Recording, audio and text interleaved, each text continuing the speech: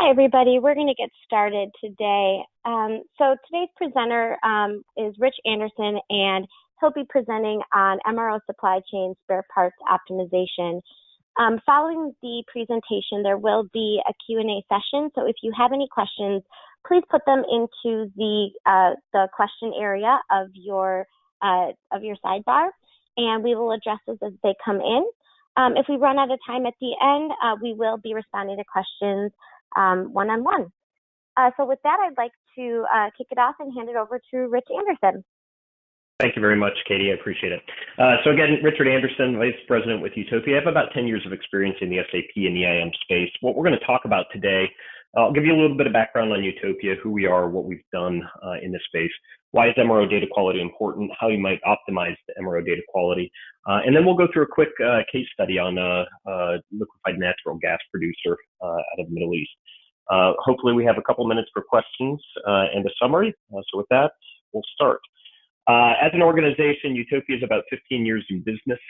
We are 500 people spread across the globe, and we started life as a data quality company, actually going out, taking customers' information, fixing that data, and providing it back to them.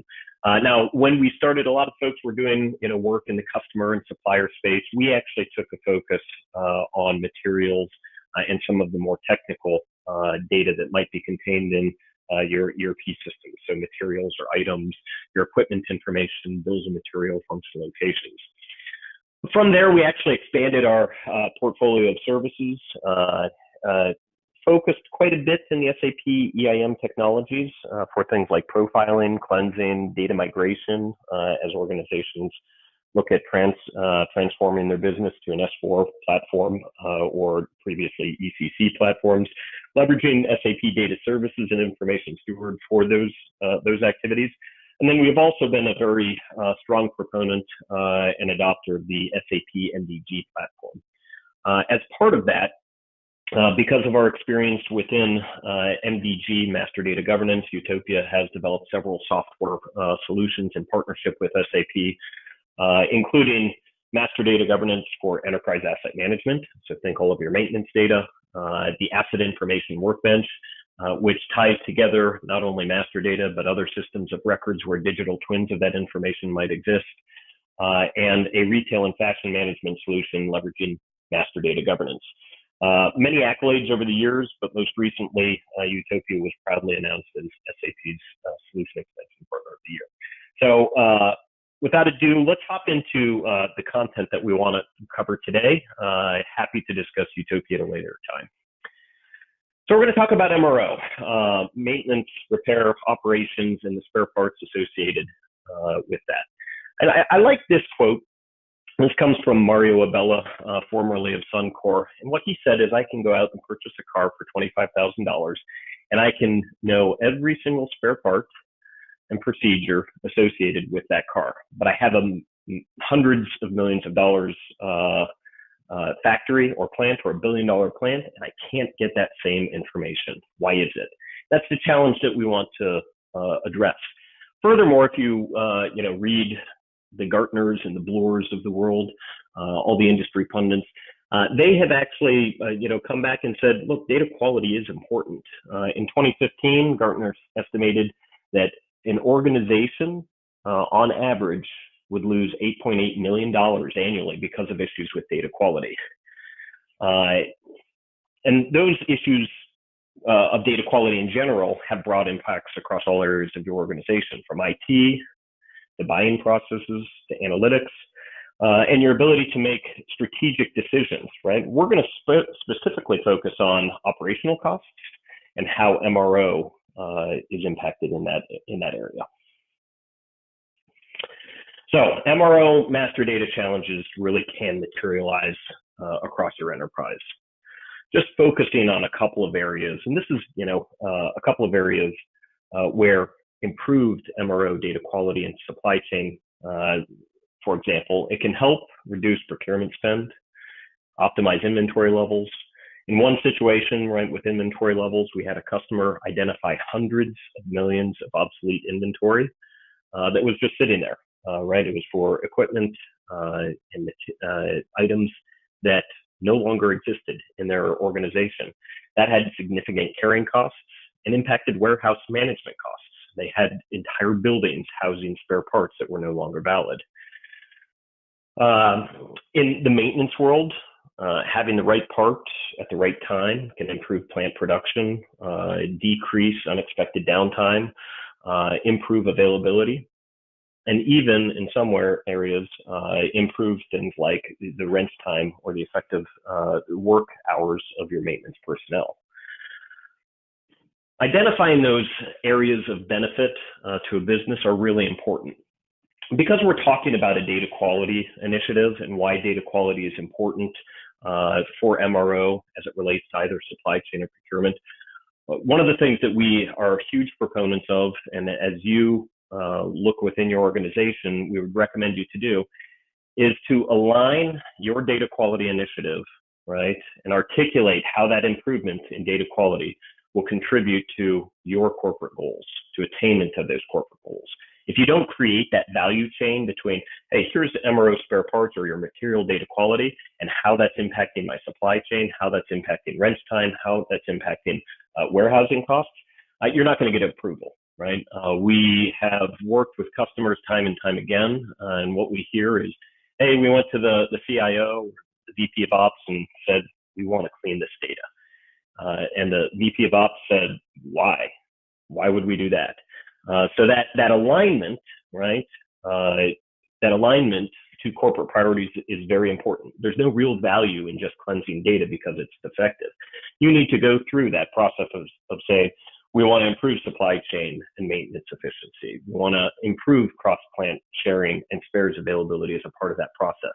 In order to do that, we need a single view of material masters. We need to build a material taxonomy. We need to cleanse and standardize that information so that we can get to a single catalog that will help us improve that cross-plant sharing and spare availability process. How do we get there? So over the course of 15 years, right, I said that Utopia started in the data quality space, and that's really fixed. What we found, though, is that you need a comprehensive solution in place in order to fix the data and maintain the quality of that information. So we built out what we call the build, fix, sustain methodology. Fix is what we talked about, right? Let's improve the quality of the information. Many of our customers came to us 15 years ago and said, hey, here's a material master file. Can you clean this up for us and give it back? We did that. It was a great business model, but what we found is that 2 years later, customers would come to us and say, we know you said to put in some governance and some standards around these material masters. We didn't. Can you fix it up again? Gartner says, right, that data degrades about 2 to 7% over the course of every single month, right? That's 24 to 84% of your data could degrade below what you might consider high quality. So in order to ensure that that data gets good and stays good, this is the methodology that we employ. The build is really identifying that foundation. What are the standards that you're using? What are the business rules? Do you have a data quality culture in place? Once you've established that, then you go into the fix, where you improve the quality of the information, you deduplicate the data, you enrich the information from external sources, unstructured data, etc. Ultimately, though, the goal is to get to that sustainable solution. And that's where technologies such as SAP's master data governance come into play, data quality remediation solutions, as well as the organizational structure, people managing data, and the processes that are needed in order to manage that data. For MRO, because MRO is so highly interconnected, because it links together, I think that it's important to establish how does it link together, right? So how are MRO spares set up in your system? At the top level, right, you have overall structures within your maintenance and materials management processes. So you'll have, an organization, you'll have a functional location within that organization, you'll have equipment associated with that functional location, subunits, and then spare parts associated to that. Those subunits or equipment, right, need to be classified, right? So you have your equipment information. How are you describing that? Furthermore, you take your equipment information and link it down to a bill of material or your spare parts list. MRO is at the foundation of that bill of material. So if you think about all of the activities in the maintenance world, all of the activities that you're trying to drive with maintenance efficiency, if you don't know what the spare is, if you don't know what bill of material it's attached to, if you don't know what equipment that bill of material is attached to, you don't have visibility to that entire hierarchy or that entire chain of information. What does that mean at a detailed level? And so this is a good example of a material, kind of a before and after of what we're trying to achieve. Here on the left, you see motors, right? And these motors are described in multiple ways, multiple structures. There's no consistency to how abbreviations are being used or how the motor is described itself. What we really want to get to is a consistent transform description that says every single time we see a motor, whether it will have a noun, motor, it'll have a modifier, for example, AC, and then it'll have things like your horsepower or your RPMs. That consistency, right, that enhanced material description enables you to provide better search capability, standardized reporting, and better material management processes. This is the goal, right? This is the end goal of what we're looking for, because the information about this material are going to impact all of those upstream and downstream processes. To get the data clean, Utopia over the course of 15 years has established what we call the 4Cs project framework. 4Cs stand for cleansing, creating or enriching data, consolidating or the deduplication process, and classification. On the left-hand side, you see all of the data types that can go through a 4Cs process. We're focused obviously on materials today.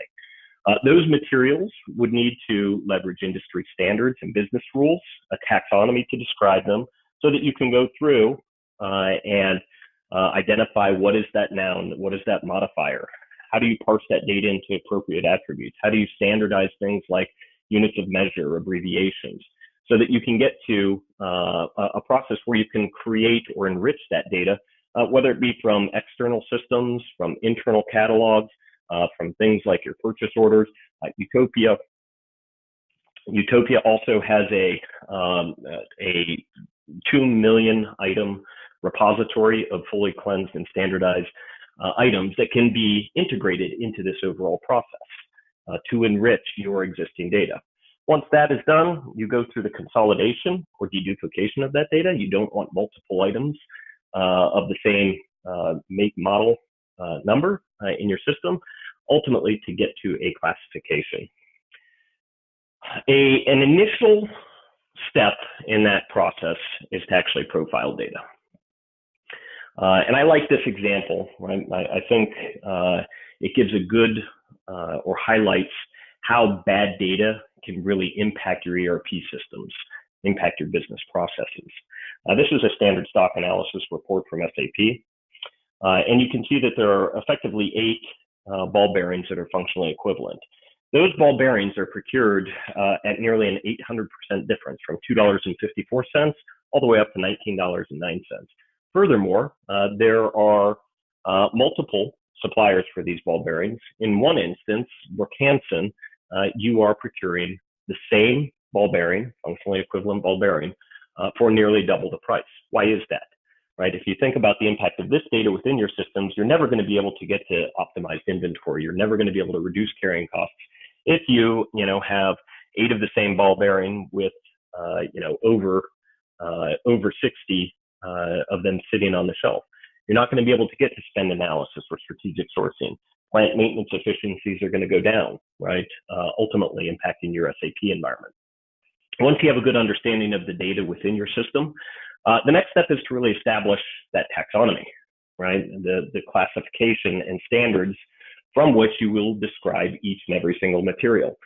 Utopia has developed an industry-leading standard, leveraging things like UNSPSC, IDEX, as well as our own internal extended taxonomy developed by our engineering team. In this instance, right, we have a liner hanger here. Every single time this liner hanger is described within your environment, it'll be described as hanger, liner, and then all of the associated attributes, whether they be mandatory or optional, used to describe that data. This provides structure and form to each of the material masters within your environment. The end goal is being something like this. This is an example of what a material data transformation program would yield. Just using the top line, you have an example of 4 ball bearings that are effectively the same ball bearing that were in the same system. Going through that cleansing process, you're able to remove extraneous details, standardize the way some of it's described. You can then associate it to that taxonomy to take it from, ball bearing, bearing ball, 15 millimeter, 35 millimeter bearing ball, etc., to a standardized description, right? With the noun, bearing, the modifier, ball, all of the associated attributes. Furthermore, Utopia was able to enhance this data to provide additional insight as to what it is. What are the details around that ball bearing in that enriched data on the left-hand side? All of this activity is actually driven by technology. So across the bottom, you see the build, fix, sustain framework. You have build, where you actually analyze, map, profile the data. That's done using SAP Information Steward. You have the fix, right? That cleansing and validation of data, the parsing of information. That's done leveraging data services and some internal machine learning capabilities that Utopia brings to bear. Ultimately, though, we do want to get to governance. You're going to make a significant investment. I'd like to say that there's an easy button in this instance, but there isn't, right? You're going to make a significant investment in cleansing and standardizing this data. In order to do that and to ensure that that investment stays good for the long term, make sure you have governance in place. MDG is a great platform to consider doing that. Coming to the end of our discussion, I'm quickly going to review a case study with a global LNG, liquefied natural gas producer in the Middle East. At the time, they're much larger now, but they were about $10 billion in revenue, 5,000 plus employees. And Utopia supported them with an audit of their MRO processes, the data in their SAP systems, because they had a concern over whether spare parts levels were adequate to support the uptime that they wanted in their plant. They wanted to know if they could optimize their spare parts level with the quantity and accuracy of information they had in their systems. And then they wanted that detailed estimate to understand where are those savings opportunities in their organization. For them, right, and I think this applies to most companies that are on the phone right now, MRO materials and spares are really, really interconnected, right?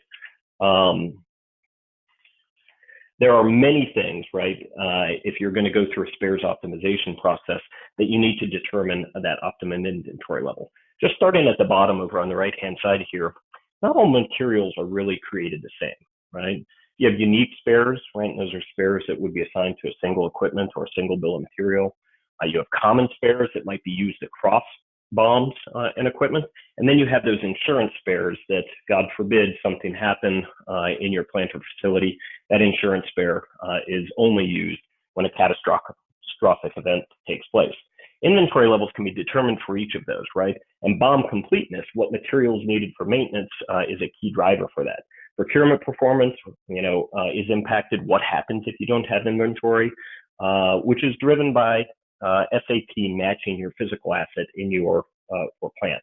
Ultimately, the accuracy of the material master, right, the taxonomy, the cleanse data, the linkage to the bill of materials, will help determine, right, all of that success. All of the other stuff, right, failure, work order history, et cetera, can help determine the complete bomb accuracy, which can be complete or which can't be completed. So from that standpoint, to optimize those spare parts, the complete and accurate material master, complete bombs linked to equipment, work order history and usage are all required in order to optimize that scheduling and planning process, to optimize MRP and procurement processes. As you look at the next slide, this is an example of the analysis that was performed on the material masters. They probably had maybe 5 to 10% of duplicate materials in this instance, but what was more interesting was which materials were assigned to one bomb, right? So they had about 40% that were unique materials. which material was assigned to more than one BOM, right, or those common spare parts. We then looked at materials that were not on a BOM, and that's the section broken out in purple on the right-hand side. 9% of those could be assigned to BOMs, right? They had a work order issued, there was usage, but 16%, there was no way to figure out where that material was used. Manual intervention was needed to determine where it was assigned, or is it obsolete? If 16% of those materials were not assigned to a BOM and there was no usage, why are you maintaining those materials in your system? The 4Cs process will help with that. It'll help identify those spare parts in those manufacturing part lists. Furthermore, we went and looked at the equipment BOM status. When we were looking at completeness of equipment tied to BOMs, what was important here is that 40% of the equipment didn't have a manufacturing part name, part number, or BOM. Not enough information was really there to assign what they were. 22% of the materials had materials in a manufacturing and part number. Ultimately, right, the goal being that you want one BOM and a complete BOM associated to each of those equipment. Those BOMs could be used across equipment, but one BOM and a complete BOM. With 40% not having enough to create a BOM, in that instance, you're going to have to go through a process similar to physical verification. Ultimately, right, the recommendations and benefits that we saw from this program, right, material masters, they determined they had to go through that cleansing process to standardize, enrich, and deduplicate it. Create standard structures, right? If you think about how a function location relates to an equipment, relates to a bill of material. But more importantly, because this was very much geared towards MRO and spares and inventory optimization, they determined that every maintenance material deserved to be attached to an assembly, which was a part of a structured bill of materials that was attached to an active equipment, right? That was their end goal. Ultimately, yes, they were able to achieve complete and accurate information in SAP for equipment and materials, but that data cleansing process in and of itself wasn't enough, right? Really what they were looking for and what they were able to achieve was identified materials that were needed for each equipment, right? Whether they were the regularly used items, inventory levels associated with that, or the insurance spares. They were able to reduce the risk of critical spares not being available. They improved the levels of inventory for their maintenance purposes, right? So they didn't have as high carrying costs. And their ability to better plan work orders, right? Effectively reducing work order waiting, guys sitting on the shop floor waiting for a material to become available because it wasn't listed as a part of their spares. So in summary, I think there are 3 or 4 things that I'd like to leave you with. MRO, right, materials, is connected to and impacts so many areas of an organization and business, right? From procurement all the way out to the guys sitting on the shop floor.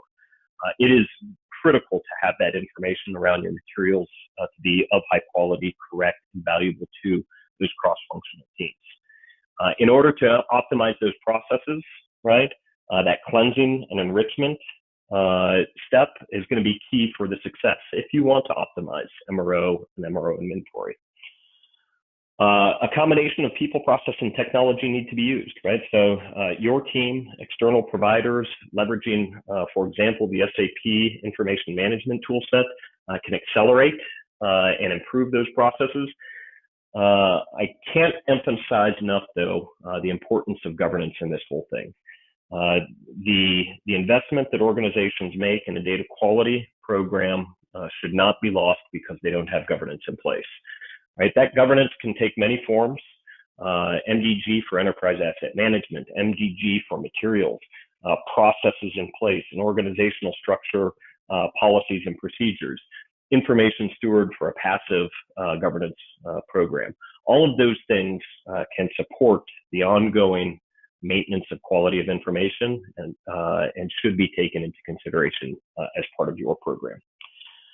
So with that, my contact details are on the right. I hope this was informative and valuable to those of you that have joined today. I believe I have 1 or 2 minutes for questions. Okay, first question. Rich, can you hear me? Yes. Okay, great. First question is, can you achieve MRO optimization without the cleansing and enrichment of data?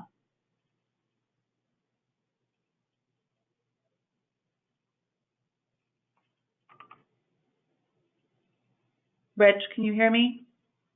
Yes, I can. Sorry. Yeah. So the cleansing and enrichment process is absolutely critical to getting to better insight into how to optimize spares. Without that ability to consolidate down and, for example, remove duplicates, you're never going to be able to say, hey, we have those 8-ball bearings that are functionally equivalent duplicates within our inventory. You're never going to be able to get to that optimized, spend with the vendors where you're spending a lot of money, right, across different material types. So can you achieve some benefits? Absolutely. Is it going to be as comprehensive or significant a benefit? I'd probably say no. Okay, with that, it doesn't look like there's any other questions. So that concludes our Q&A portion of today's discussion. If you do have a question that comes up afterward, please feel free to email Rich. His email is up on the screen. It's randerson, ANDERSON, @utopiainc.com. Today's recording will also be available on our website at utopiainc.com.